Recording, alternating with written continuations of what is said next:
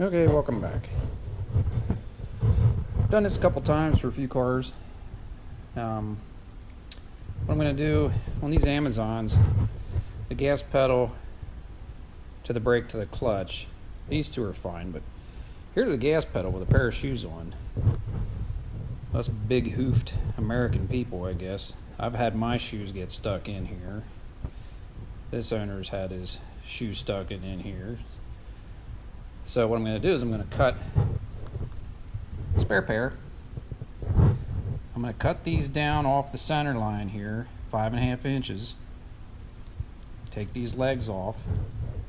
Cut this other set down 3 inches lower than that. And then these will overlap these by 3 inches that way, which will give you, let's see, it'll give you like 5/8 of an inch more room for the old hoof.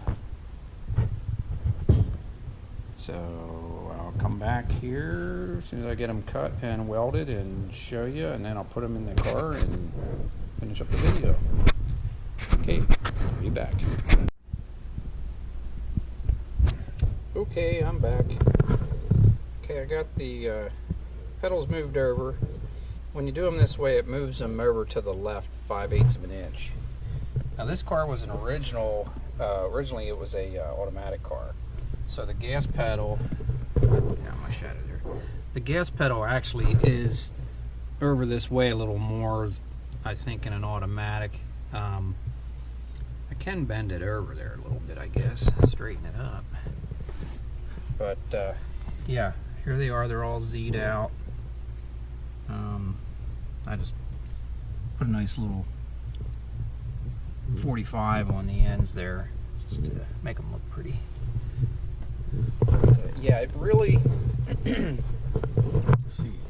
I don't have the seat mounted in here, so get my light. Okay. All right, so that's with a pair of shoes on. Makes it a lot easier.